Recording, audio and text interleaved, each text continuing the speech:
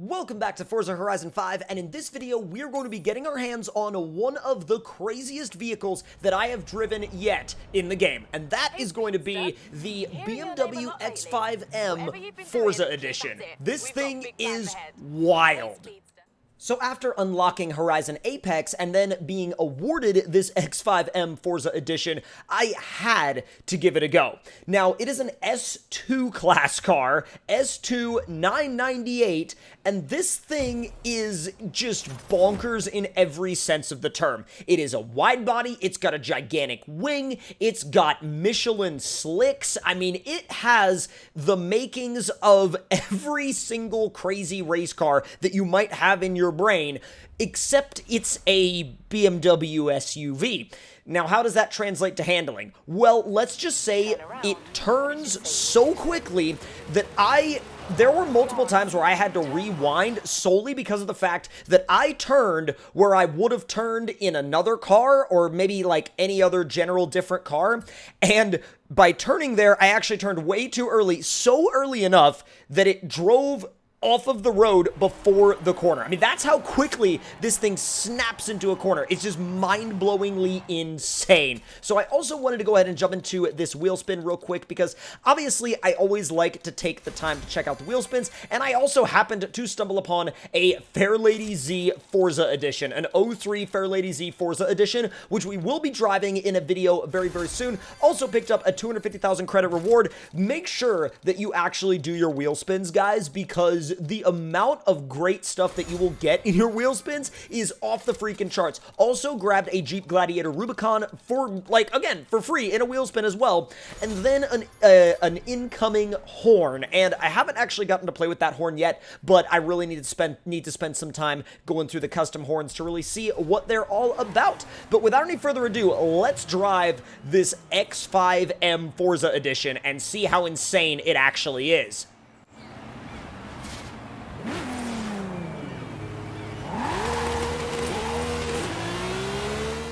And the answer is about that much. I mean, this thing is quite literally, like, near face-meltingly fast, and for being an SUV, for being able to handle like this, it handles so incredibly neutral. Like, I cannot even describe, without also letting you guys see the gameplay on screen, I cannot properly describe how incredibly well this thing handles. You do not feel like you're driving an SUV. You feel like you're driving a highly modified supercar when you actually throw this thing into a corner. Now, I'm not sure why I took off down this, like, sandy dirt road. It was probably because I wanted to just get to my destination and pick up this next house. Which, by the way, this house is one of the coolest houses I think I've seen in the game thus far, because I really dig the whole beach theme that they have going on, and as you'll see a little bit later on, there was a photo challenge that they wanted me to do, and I kind of neglected it for, like, the entirety of this episode, and probably the rest of the next episode as well, but regardless of that, really, really legit house, and definitely one of the ones that I think I'll be spending a lot of time at, especially if I decide to spend time around the coastal side of the map. Now, jumping back out of the garage, out of the house, I didn't really want to spend much time in there anyway because I just wanted to drive this thing. I just wanted to rip up and down the street as many times as I possibly could in this Horizon Edition X5M. Now, the other thing I wanted to do was get it into a race as quickly as I possibly could because I figured if it felt that good, I mean, it's gotta be quick in a race. By the way, legit art right there, hidden directly next to that bonus board. But again, heading over to the race now because I just wanted to run this thing against some other cars.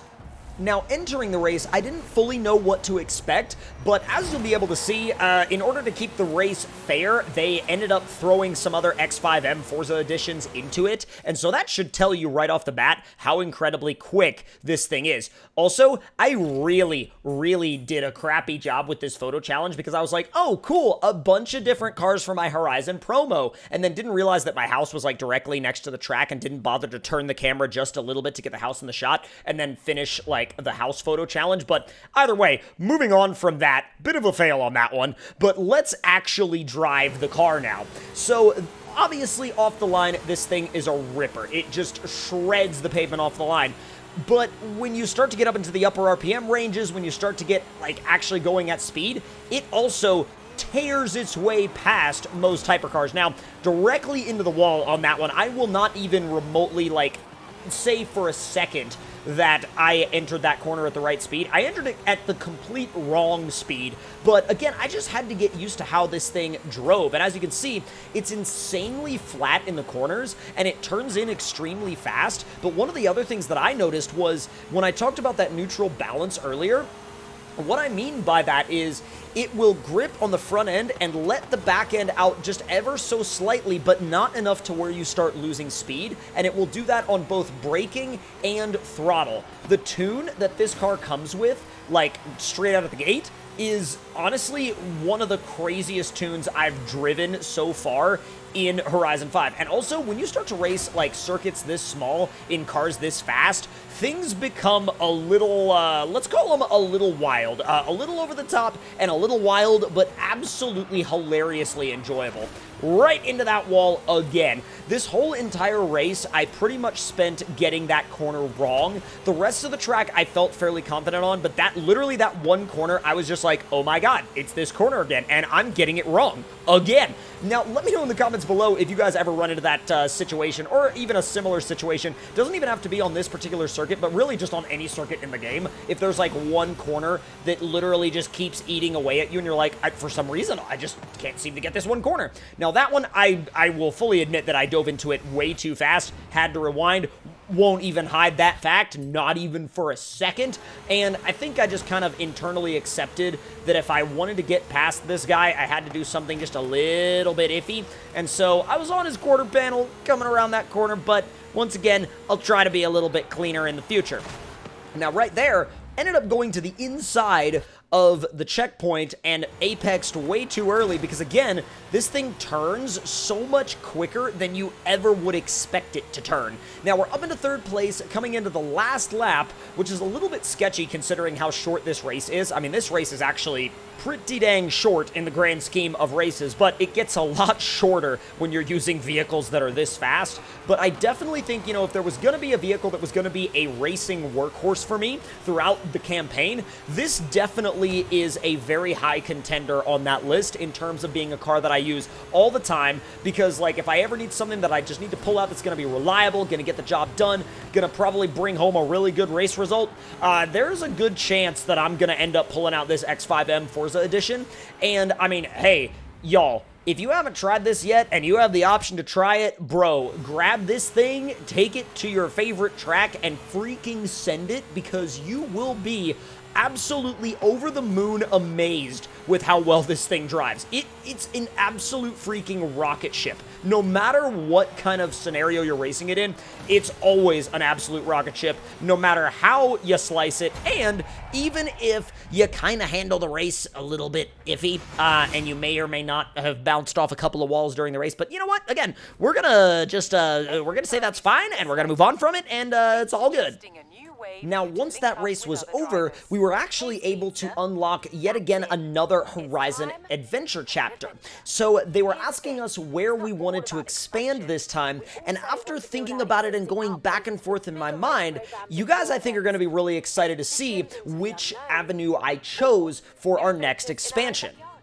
Y'all know it had to be the street scene. I mean, I really wanted to expand into this particular outpost because I wanted to see how street racing had been changed and, of course, how it had evolved from Horizon 4 to Horizon 5. And oh my god, it really, really has evolved. And not only has it evolved in a really fun way, but it's also brought forward a kind of an element to it where you really do feel like, with the improved nighttime visuals, you really do feel absorbed into that nighttime street racing feel. And I think, honestly, it actually brings me back to even some more classic street racing games from a long time ago, many years ago. But let me know in the comment section down below which route you guys either have decided to go or would decide to go with your particular festival lineup, and, you know, what directions you went first.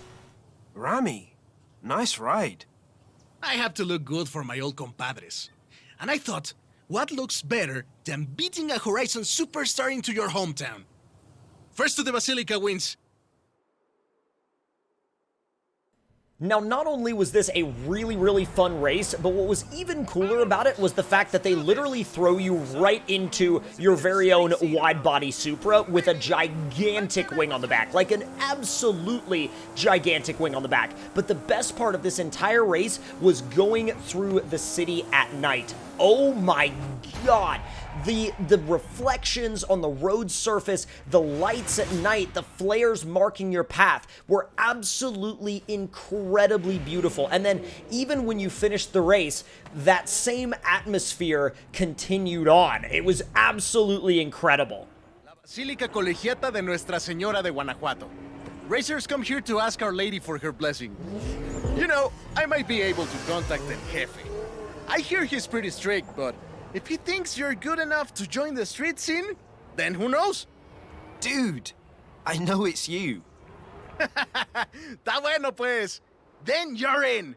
Come on, let's go meet my compadres. And just like that, not only do we know who the head of the street scene is, but we also get a really fun race back out of the city as well. Now, for me, I can tell you that I will definitely be coming back into the city at night to do a lot of photography of different cars. And I think, you know, especially if you wanted to almost have a photo album of all of the different custom cars that you had in your garage, you could literally take every single car one by one into this city at night and get a unique photo of each one that would look visually different from any other place on the map and would have different lighting dynamics also than any other place that the map had to offer. But as I continued to drive on, one of the biggest things that stood out to me, again, was that night sky. And it really makes you think internally, like, about how many times in a game, you know, we've looked at a night sky and there wasn't really all that much there. But here, you can still see defined clouds. You can, I mean, heck, you can see, like, some of the hot air balloons in the sky still at night. And it's just the details like that that make nighttime in this game so much more enjoyable to me, because historically, I kind of have had a history of not necessarily being the biggest fan of spending a lot of time in nighttime during, you know, most playthroughs, but in this game, wow, I will be spending a lot more time in the night than I ever have in the past. And this, wow, actually getting to see the street scene outpost at night all lit up with neon and everything, oh, that is such an incredible reward to be able to finish this mission off with. And that is where we are going to end this episode of our Forza Horizon 5 playthrough. But with that being said, hope you all did enjoy, and if you did, make sure to let me know your thoughts and opinions in the comments below. Hit the like button if you enjoyed, subscribe if you're new, and I will see y'all next time. Talk to y'all later.